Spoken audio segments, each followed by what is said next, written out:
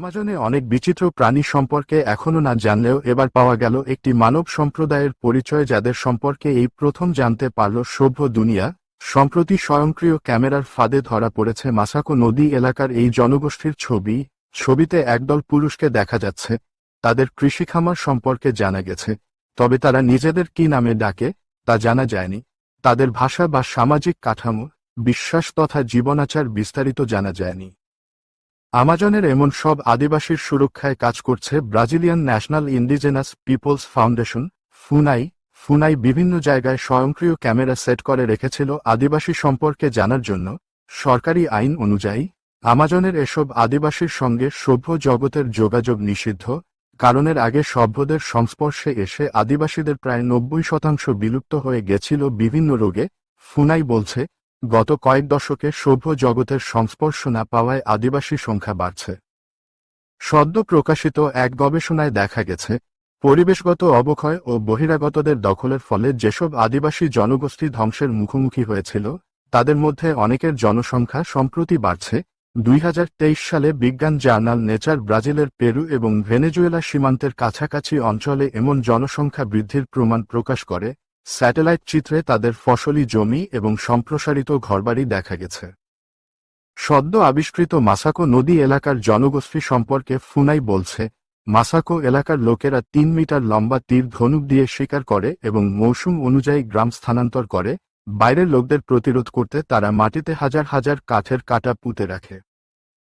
অ্যামাজনে অনেক বিচিত্র প্রাণী সম্পর্কে এখনো না জানলেও এবার পাওয়া গেল একটি মানব সম্প্রদায়ের পরিচয় যাদের সম্পর্কে এই প্রথম জানতে পারল সভ্য দুনিয়া। সম্প্রতি স্বয়ংক্রিয় ক্যামেরার ফাঁদে ধরা পড়েছে মাসাকো নদী এলাকার এই জনগোষ্ঠীর ছবি। ছবিতে একদল পুরুষকে দেখা যাচ্ছে। তাদের কৃষিখামার সম্পর্কে জানা গেছে, তবে তারা নিজেদের কি নামে ডাকে তা জানা যায়নি।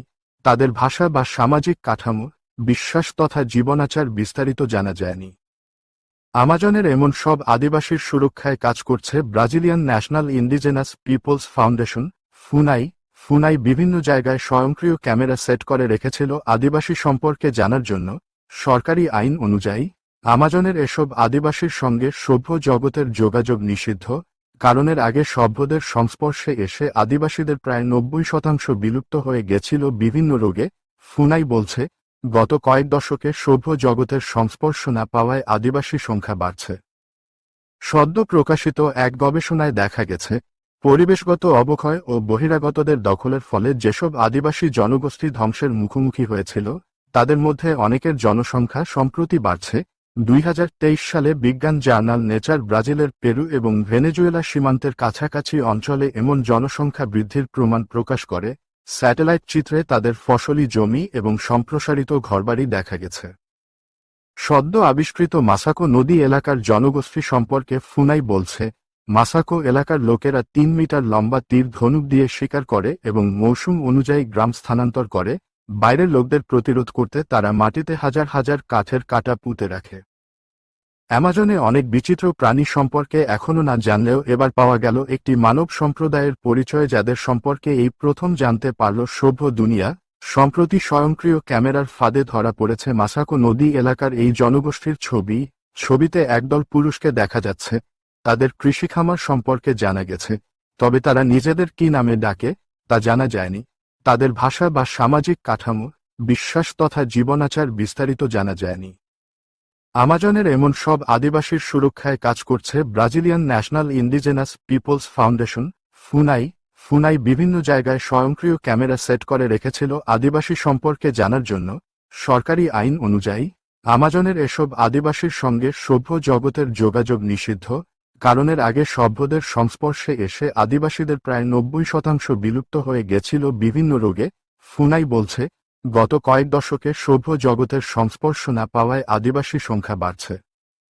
সদ্য প্রকাশিত এক গবেষণায় দেখা গেছে, পরিবেশগত অবক্ষয় ও বহিরাগতদের দখলের ফলে যেসব আদিবাসী জনগোষ্ঠী ধ্বংসের মুখোমুখি হয়েছিল, তাদের মধ্যে অনেকের জনসংখ্যা সম্প্রতি বাড়ছে। 2023 সালে বিজ্ঞান জার্নাল নেচার ব্রাজিলের পেরু এবং ভেনেজুয়েলা সীমান্তের কাছাকাছি অঞ্চলে এমন জনসংখ্যা বৃদ্ধির প্রমাণ প্রকাশ করে। স্যাটেলাইট চিত্রে তাদের ফসলি জমি এবং সম্প্রসারিত ঘরবাড়ি দেখা গেছে। সদ্য আবিষ্কৃত মাসাকো নদী এলাকার জনগোষ্ঠী সম্পর্কে ফুনাই বলছে, মাসাকো